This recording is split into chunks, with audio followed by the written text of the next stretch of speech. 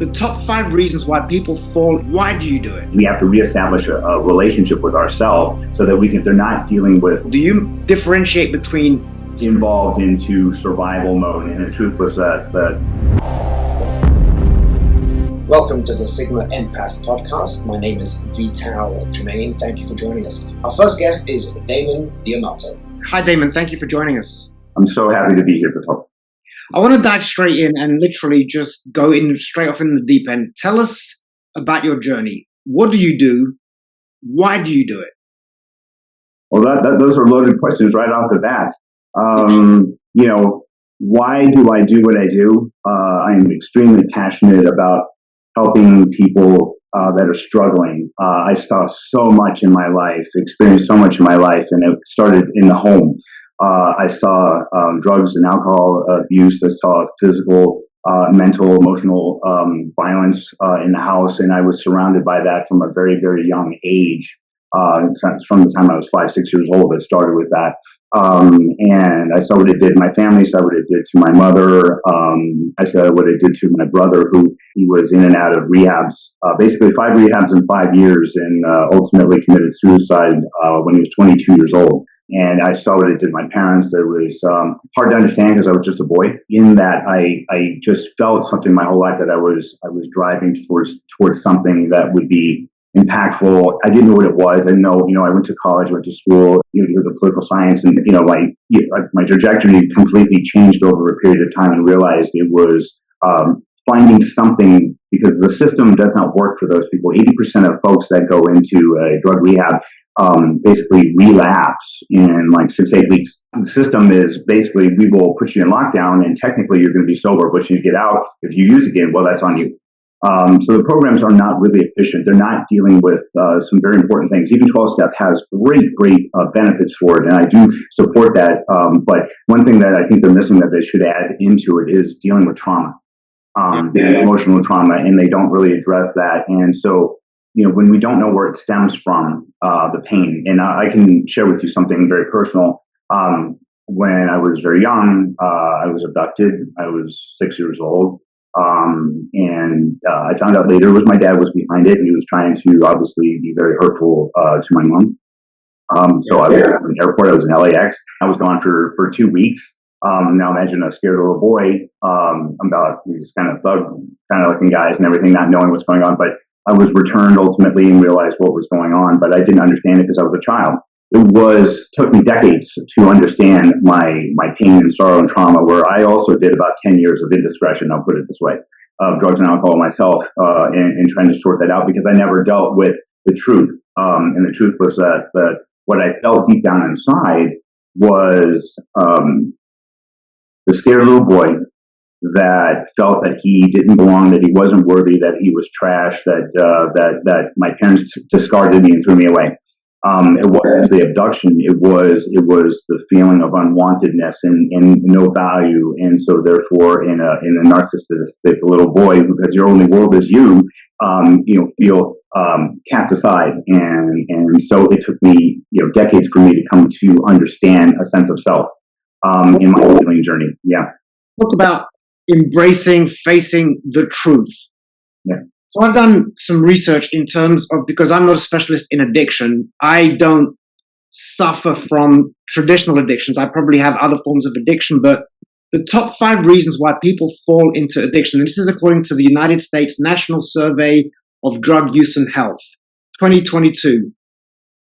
Childhood abuse, poor parenting, parental substance abuse, mental health, lack of school connections. It appears you are that sort of cliche.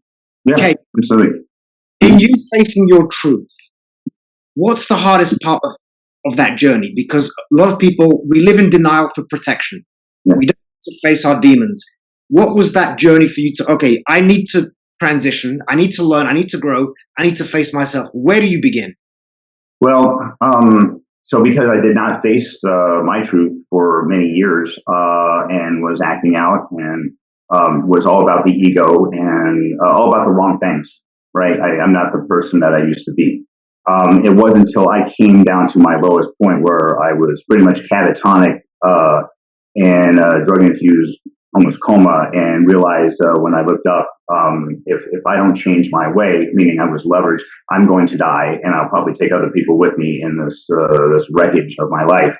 And it was in that moment that once I was able to move, because part of the drug infusion was ketamine on top of that, I was feeling into my mom, and if I do this, she's going to have to mourn a second son before her time, and I just can't have that. And so, I was brought up in a parochial school. I went to church Sundays and Wednesdays, went to religion class and nuns and the whole thing, type of thing. And then I turned my back on God. I turned my back on spirituality. I turned my back on Jesus and at the time and everything. I turned my, because I was still in pain. I was still hurting from all of my life. I hadn't dealt with it. I didn't get counseling or anything. It was like it never happened. My parents were not that type of people. Like, almost like, suck it up. Like, you're fine. You're fine. I was like, okay, I'm fine. So I just stuffed it down. But then the anger, and my acting out and everything became my life, So when I got leveraged to the point, like, if I keep this up, I will die and take other people probably with me, not by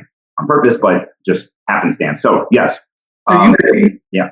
Very, very conscious as to what was going on, because again, going back to that denial factor, a lot of people live in denial. They aren't aware that I am impacting people who love me, who care for me. I'm destroying their lives as well as mine. Very quickly though, you brought up spirituality and God. Yeah. This is not a podcast about religion or spirituality per se, but I know that those platforms bring a lot of comfort, community to a lot of people. Do you differentiate between spirituality, God, religion? Do they overlap? Is it an individual choice?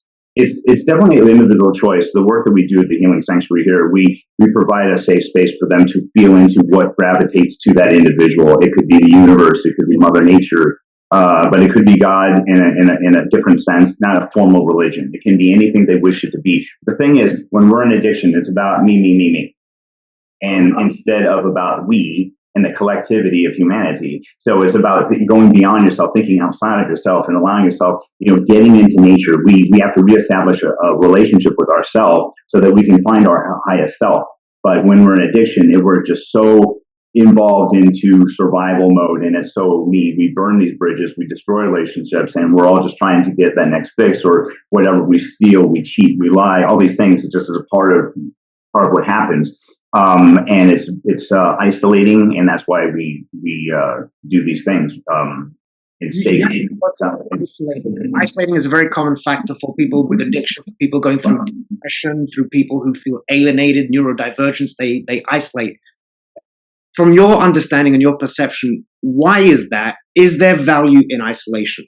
What it is, it's shame and guilt.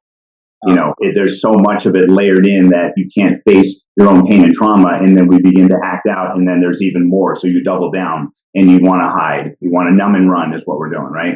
So, and so the thing is so the thing that I said to myself once I, became sober from that one night, and I realized, like, I went to church the next Sunday, but it wasn't because I was searching for it wasn't God or Christ or something. What I was searching for is love. And I went to the back pew, and I just sat there, didn't talk to a soul. I just sat there for 6 months. Every Sunday, I just sat there, and I felt like I was in the house of love and people, of warmth, of it's okay not to be okay type of thing, where I can just sit and be and feel what it's like, and put my toe basically in the water and begin my journey of healing. Because I from that day since then, I'm drug free. Like, just that was it. I knew. Yeah. How many years, Damon?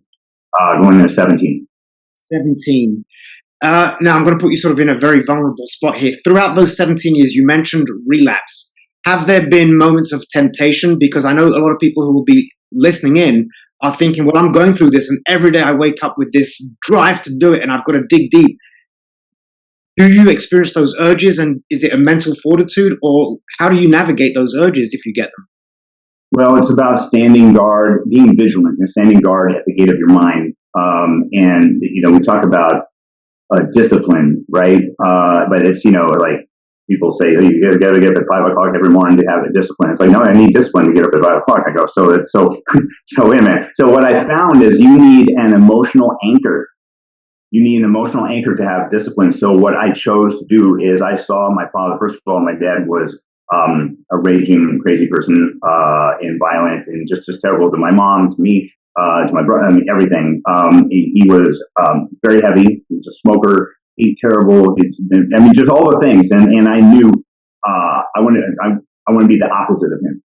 Everything he's doing, I'm going to be the opposite of this man. And so that was my emotional anchor, to have the discipline to train, to do all the things that I do now. It's like I use that as, so when it comes to discipline, we need to kind of find something to really dig our teeth into, or sink our teeth into something that fuels you to have the discipline.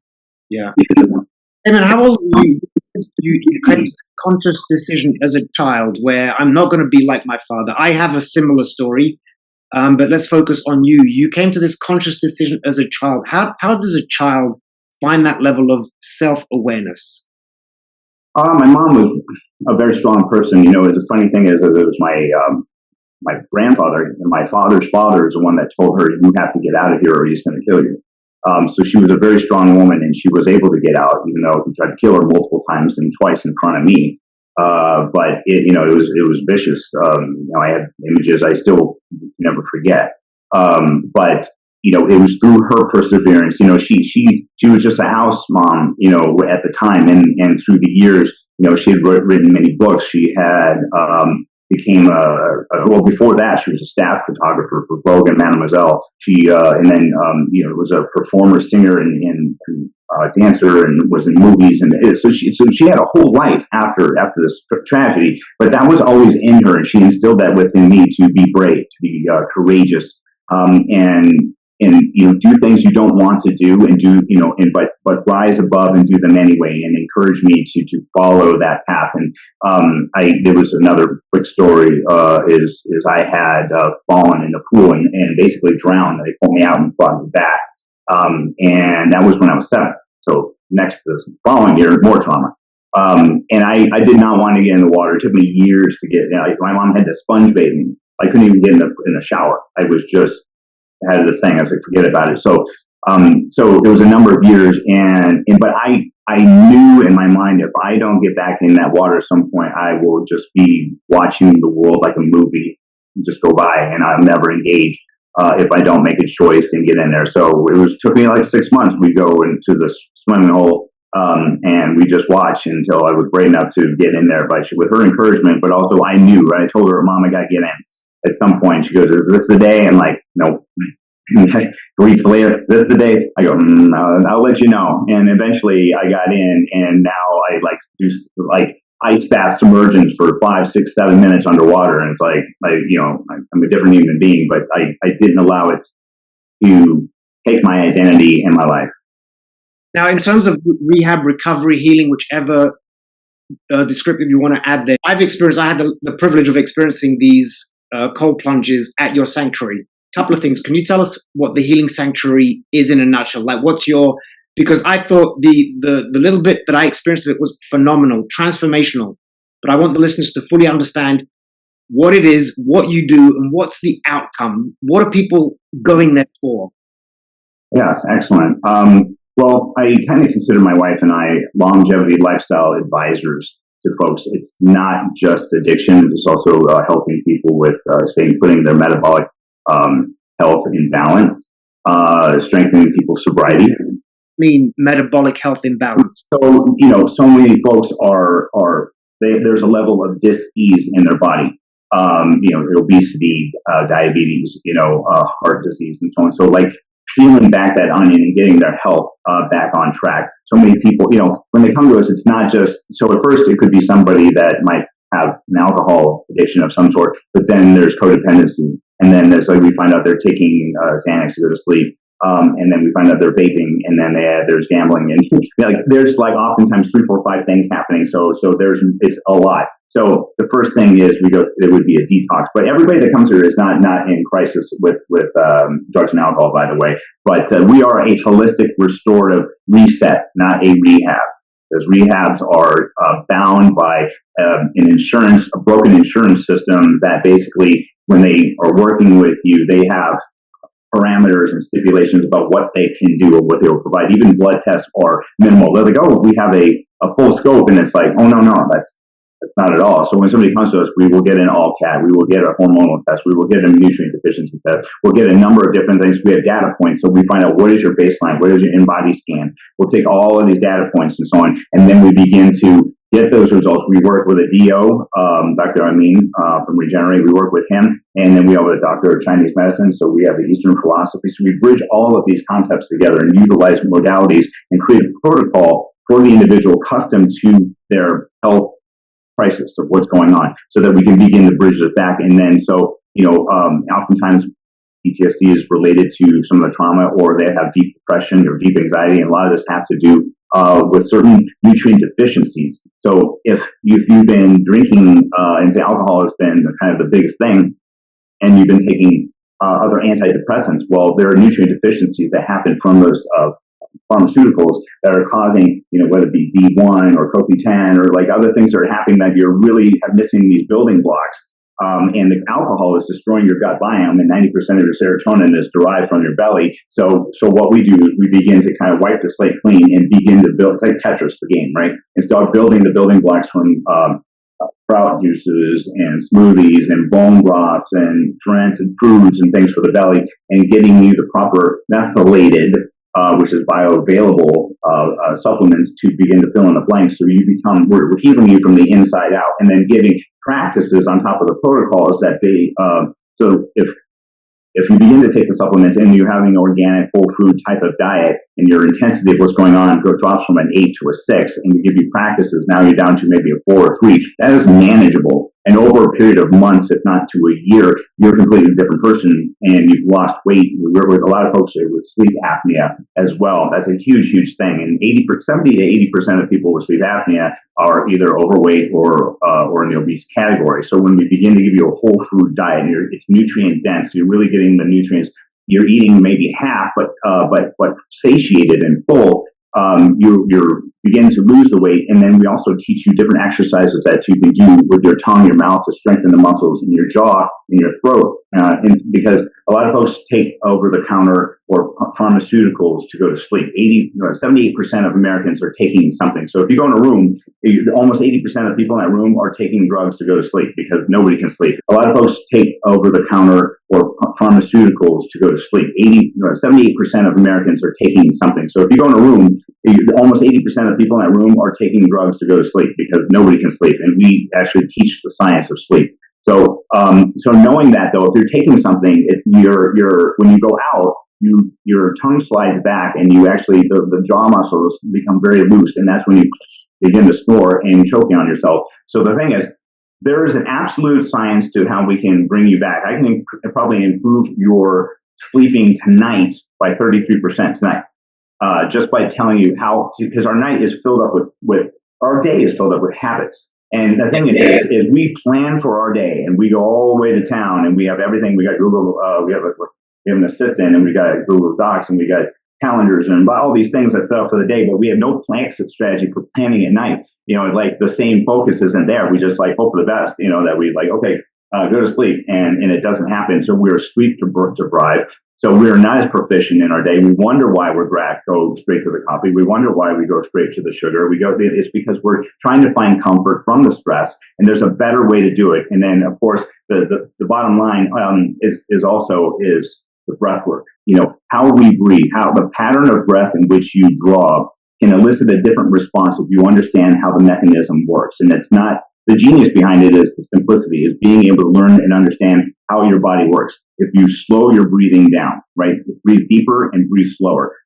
It's called resonant breathing. You can look it up. It's very, very simple. I also call it fire focused meditation, because we actually have a way that we do it here to simplify it. But the average person breathes 15 to 20 times a minute. Okay. And the average person breathes about, or lives about, say 80 years. That's being nice. Our little furry friends, they maybe have 12, 15 years, and they pant all day.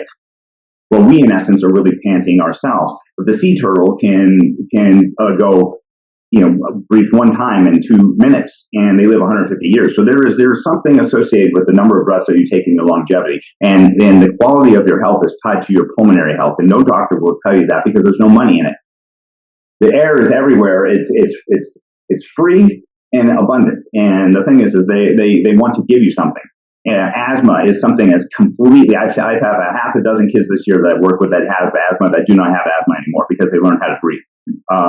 You can even take ADHD or onset adult ADD type of thing. That is a sleeping disorder. Okay, a lot of people, it goes back like nobody asks like, how's your child sleeping? Or how are you sleeping? What's going on? Let's handle that. Let's get to the core of why nobody's doing that. And it's not that we just found holes in the system. Yeah. How do we change this approach to trying to incorporate? I know holistic medicine and alternative medicine is sort of coming to the forefront due to platforms like TikTok and social media. We're getting exposure to it, but how do we make that more acceptable? That it's not viewed as this woo woo stuff, and yeah. How do we sure encourage that from people? So let's think of it this way: when we're in a health crisis, and what's happening to us? We're scared, right? I'm sick.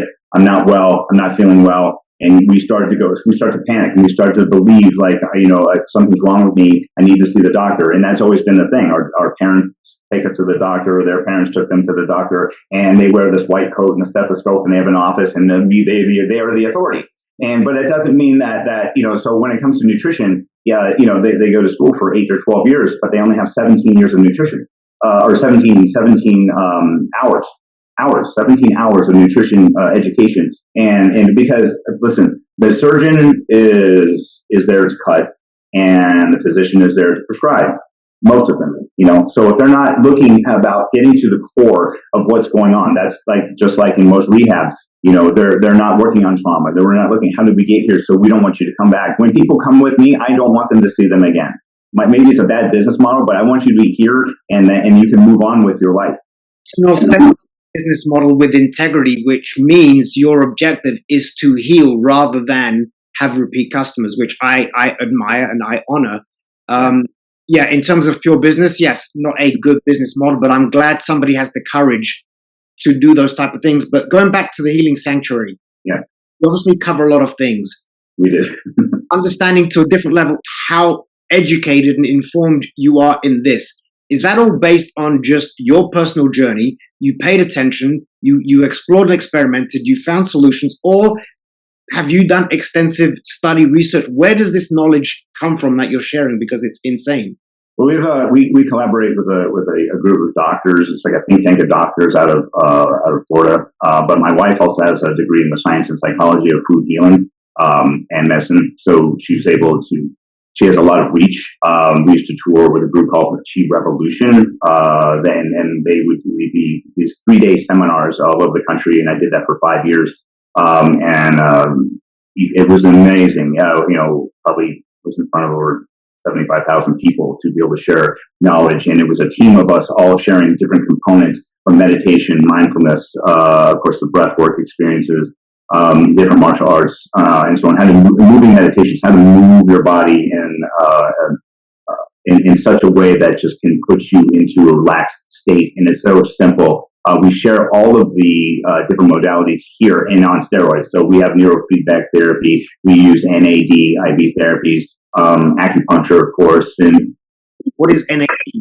Basically, it's an infusion that you normally do 4 or 5 different days in a row where you get an infusion. So basically, it gets the synapses of the brain firing again in the way, especially if you have heroin or opiate addiction or alcohol, like where things are beginning to you're just not cognizant like how you used to be. It is a way to kind of get your brain working the way that it's supposed to. So they can do that through these IV therapies and so on. They do either injection daily for a month, or you can do a 4 or 5 day infusion. We do a vitamin and hydration infusions as well, just to get your body. Red light therapy, cold plunge, an infrared sauna, like boxing gym here, and of course a regular workout track. And so it's outdoors, it's indoors. Everything is accessible. Sound therapies too. And we also have collaborated with a partner that's only 5 minutes away, where we have a Native American from the Ojibwe tribe, where we do sweat lodge experiences. So it can be very spiritual. Even if you're not in that realm, you can't help but allow if you allow yourself to be free. Now, when you say spiritual now, as in of the spirit. Yeah. I know part of your journey, you're very athletic. Earlier on, we talked about discipline, and you fit it by saying you get through discipline, you can get up at 5 a.m. rather than getting up every day at 5 a.m. creates discipline. You've been an athlete, high achiever. Where did you establish that level of discipline? Was it a form of compensation? If I achieve, I can validate my self-worth, but here's the benefit. I'm in great shape. I'm in great health. What was the motivation? None of that. To be honest with you, I just switched one addiction for another. So, yeah, and that's usually the case with folks. I became addicted to breathing. I know it sounds weird, but like I when I was introduced to it very, very long ago, in such a profound way, and when they say breath work, it's work. It's difficult. I have a session I do called the breath empowerment. You will burn like 500-600 calories in 30 minutes, and it's the equivalent of running a 5K laying down. Very low impact, clearly. But what it brought for me is so when I first did it, I felt pain at first in my body, and then I understood as I began to meditate on it afterwards, and I realized that it was the life force, the chi, or say the life force inside of me was, because I had to differentiate between I thought I was having a heart attack. So but it's like, that's my lungs. I'm breathing. It has nothing to do with my heart, but I felt this in my chest, this heaviness, and I realized, what I'm feeling right now is that life force is mending and healing my broken heart. And just add to that, it was so profound that I did that every single day for 5 years. I was addicted to breathing. I became addicted to extreme sports. And because I had to fill myself with something, just as the dopamine that hit and the cold plunge that I get is I had to match it. So the intensity that I bring to everything has to match what I was doing, if not more. So it trumps that to such a degree, it pounds it into the ground, and I've never been the same again. Wow. So you touched on something. Sigmund Freud talked about the pleasure-pain principle. We either run away from pain or we run towards pleasure. Maybe there's not a black or white answer, but is addiction a combination of both? Is it an individual thing? Do people who are addicted, are you chasing the pleasure? You said the dopamine. Yeah. Is it chasing pleasure, or is that you running away from the pain of past experiences, or is it? I think it's kind of some of both.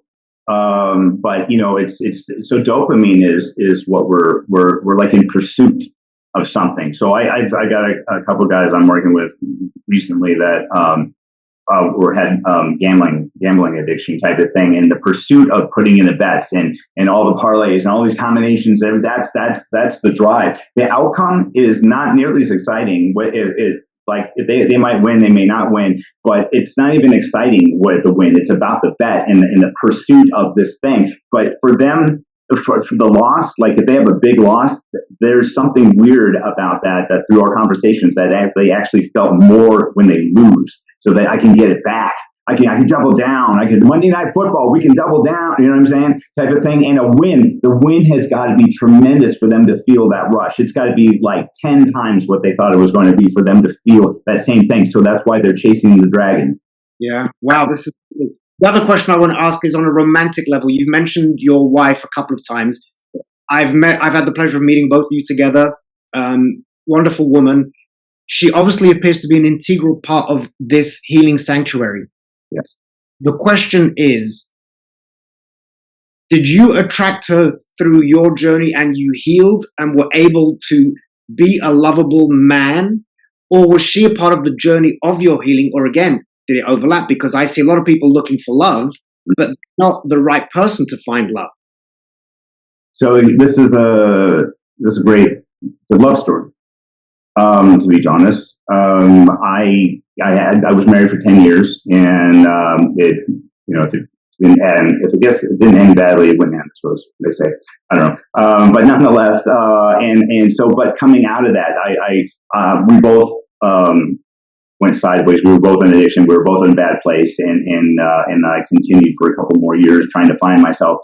And that's when I had found myself in that state where I'm like, I got to make a change. So from that point forward, when I began to work on myself, I traveled around the world, walked the earth like Cain type of thing, like just disappeared. I had to do my work to heal. I wanted to leave my past behind me. I wanted to leave the indiscretion behind me. I had to get rid of all of this negativity and toxicity that was just consuming me out of my mind, and find different mentors and find different yogis and different, like all sorts of incredible people that were part of influencing me to allow me to love myself again and heal from that pain. And so that the day I'm fortunate enough to go into another relationship, I'm not bringing that baggage and any of that trauma with me and make her life miserable because I hadn't done my work. So I had spent a number of years, I was abstinent, I was celibate or whatever, like for 39 months, like completely purified myself as much as I could. And it was an incredible journey. And the funny thing is that she was living in India, and she had gone through a lot of trauma and pain, and she had seen the depths of death in front of her, and just her story is another one. You might want to interview her another time because it's an incredible story. But we both had been through hell in a handbasket, and the thing is when I had come back and I started working in the Chi Revolution organization, she was working as in another department touring, and both of us were kind of just doing this in like kind of revolving around each other, but never hitting until like 5 years we started doing this until it was December 2nd of 2018, and it was like a convention where there was like, I don't know, 1,500 people or so, and it was the last show of the year, and she just decided last minute that she was going to go. She wasn't performing or teaching, and I was running the show with another guy, and I was standing in the back. She kind of just walked into the room, and I kid you not, I felt the presence of God or something beyond me say, "Damon, look up." But you were ready. You were done. I was ready, and there it was, and talked. We went on our first date, and we've been inseparable since. Yeah. That's unbelievable. So I guess now the big defining factor is the toilet seat. Is it up or down in the household? Always down. It makes me go outside. We have porta potty. So. Okay, beautiful. A few more questions. It's been such a pleasure listening to your fascinating journey. I want to talk about specifically men and vulnerability. You are a man of extreme courage and strength, yet extreme vulnerability. How do we inspire? How do we promote the ability for men? Because men cry in silence. They suffer in silence. Male suicide is, what is it? I looked up the statistics. 45,000 men, I think, a year die of suicide in silence because they don't have the courage to be vulnerable and share. From your experience and your heroic journey, obviously there were moments where I'm sure you were desperate to be vulnerable, but there was the shame and the guilt that you said. How do we inspire? How do we shift a culture where men have to be stoic and courageous and not share any vulnerability? How do we make that shift? Well, one thing is the concept of it's okay not to be okay. It's not a sign of weakness. It's a sign of strength to be open enough. When folks come here to the healing sanctuary, I get a lot of resistance at first, and so I have found I work with law enforcement here, firefighters. I have a nonprofit called Chi United for veterans and first responders, and those guys are tough as nails. Special ops guys, all of them, right? And they don't, they got to bow down. When you say depression, it is to depress, it's to press down, right? And to hide, and so the first thing I do is with them is I say, listen, we're going to do some performance breathing, and I'm going to see if you can keep up with me. So it's a challenge, but I know the end result. So the thing is, right? And because the thing is, you can't fake breath. You can't fake the breath work, just like you can't fake the cold plunge. You get in there and you scream like a little girl, and you can't control it. There's no way Right. So the same thing with the breath. You can't, so what happens is they give me all the tells. It's like watching a poker game, if somebody's moving a certain way, because I can tell what's going on. And you can tell because we hold fear and grief and all those emotions in our lungs, in our chest. And so the thing is, their eyes are wide open and they're barely moving. They're kind of rocking, like freaking out, or they're just still. Right. And I'm like, all right, so I know what's going on with everybody. He doesn't have to tell me. He doesn't have to tell me because I already know. So the thing is, once I get them to the point where there's this trust and they can hear me, and because there's a competition, they feel that like they got to do it. And so I push through, and all of a sudden, it is remarkable. Before we do any journaling or any of our program where we sit down at a round table, we breathe. If I do business with anybody, if they want to market my company, come over. You're going to breathe with me. Let's find out if you are who you are. It's just one of these things. But the point.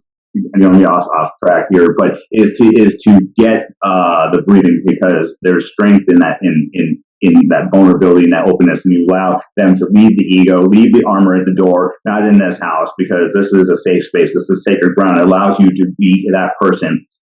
If the walls in the room that I'm actually in right now could talk, man, it would be screaming, it would be laughing, it would be crying, but all the things. But I found that is the key that unlocks the vulnerability.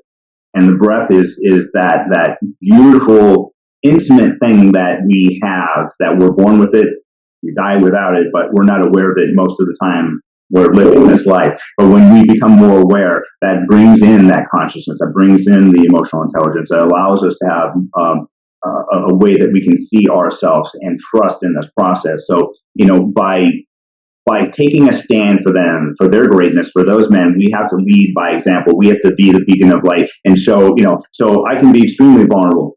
Damon, who's the we? When you say we have to be a beacon of light, who's men? That's men that are there at that point, that are on the other side of that. It's us leading out and show them that this is cool, that you are not weak, that people aren't going to judge, that this facade, this idea that they think that, well, I can't, even though they may not say that, they just won't even talk about it. But once you're here with me, you will begin to break. I got guys that say, Damon's the only guy that can make me cry. And I'm just like, I'm not trying to get you to cry. It's just like, I love you. And I love all the people. They are my children. My wife and I did not have kids.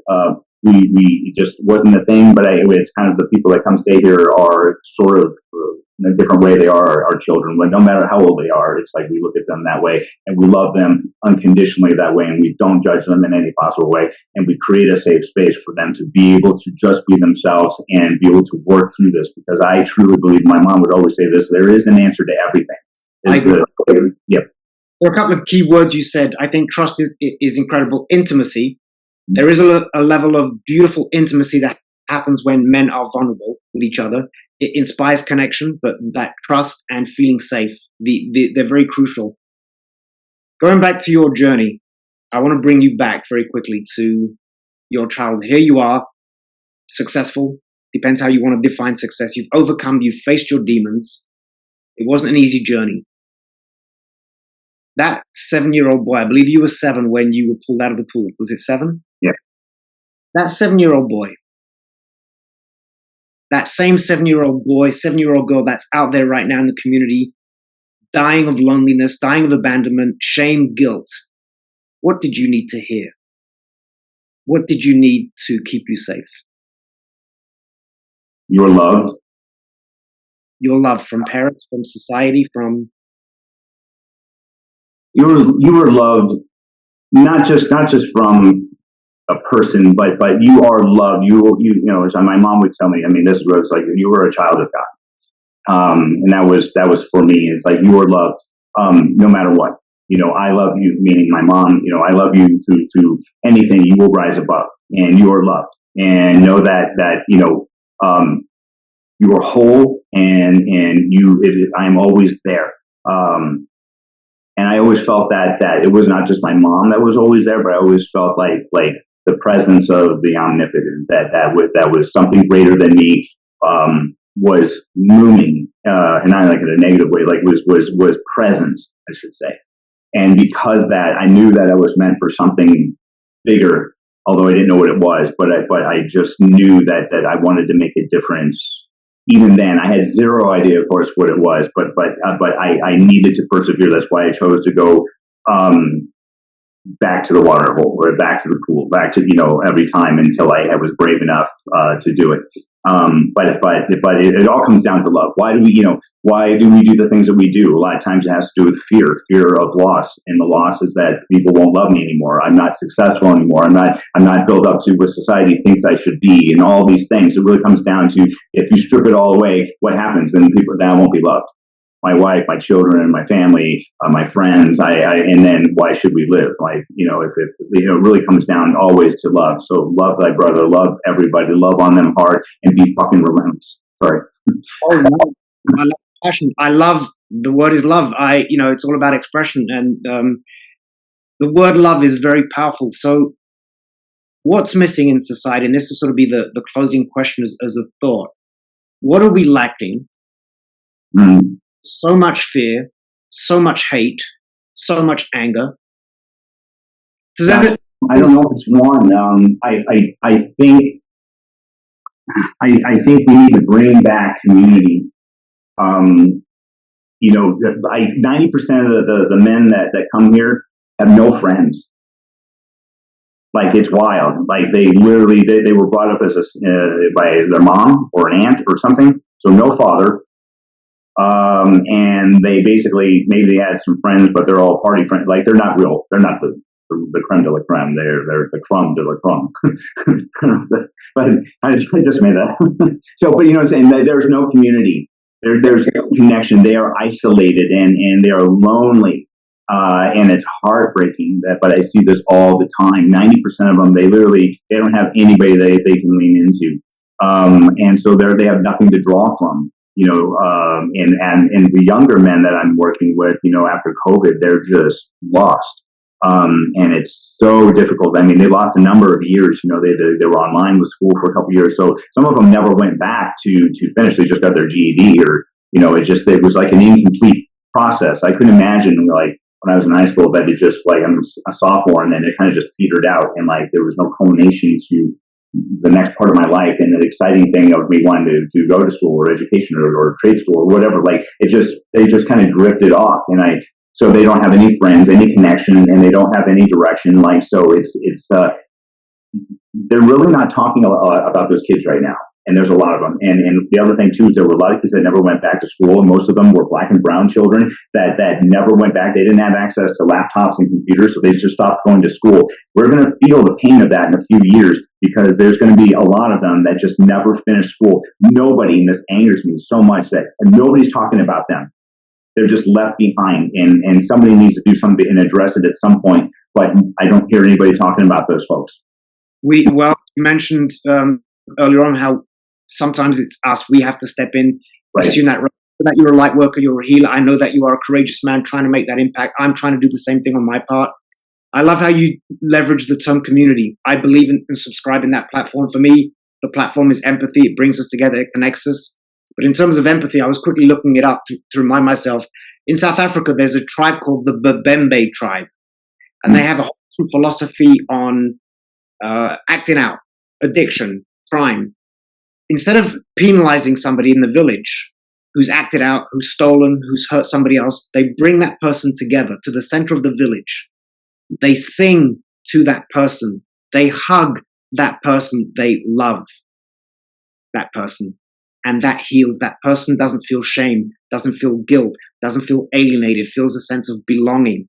Yeah. And I wish our modern society could bring some of that tribal wisdom. And again, I want to honor you, because I see the work you're doing. I see the impact. I wish there were more people like you, even though you use the F word in passion, which is fantastic. It's an expression of your love. I love that. In closing, please share with us one more time, the Healing Sanctuary. How can people learn about you, become a part of your community, get services from you? Where do they find you? Well, you can go just directly to the healingsanctuary.vegas. That is the direct website. You can find me on Instagram at Damon Damato, Damon, Damato. I post a lot up there. And my nonprofit is called Chi United. Chi is spelled QI United.org, and that is for first responders and our veteran community. I've been doing that for 9 years. We've done really incredible work. We're all about find a problem, solve a problem. For instance, the VA takes a very long time to get like a prescription for somebody to get, let's say, acupuncture or some sort of work done. So what we did is we set up shop in Randy Couture's gym, and on Saturdays we have for 3 hours free acupuncture, just first come first serve type of thing. It's like we'll get it done. We're going to be opening that up this summer again and getting that going. Type of thing, but it's so important, to sometimes it's the private sector has to handle its business, when other things are bureaucratically kind of going sideways, and it is what it is. But we do the best that we can to bring out those people. They lose a sense of identity when they come back, and they're not integrated well, and so they too get lost. And as much money goes into it, it drives me crazy. It's like they talk about the 22 a day. That's minimum, by the way, suicide. And it hasn't changed in a decade. Why? Like all the money that everybody raises, so instead of us raising money for them, we provide a retreat program for them to come and actually learn about how to have actionable solutions to face the challenges that they're up against, rather than just like buy t-shirts and money goes towards some sort of thing. Like it's, we're all trying to do the right thing, but I feel that we can do better, and the VA absolutely can do better, and that's why we decided to start stepping in. I love that. Damon, thank you for the work that you do. Thank you for your courage, your authenticity, your vulnerability as a man, as a leader by example. What an honor, what a pleasure to know you. Thank you for being a part of this podcast, and continued blessings, and I will definitely look out. Connect me to your beautiful wife, and I'd love to interview her and have her share her story. Yes, she's a remarkable person, and I'll put you guys together. But I appreciate you, love you. Your art is a vision. It truly is remarkable, the things that you do, and all that you are contributing to this earth, to this world. So much love, my friend. Thank you very much.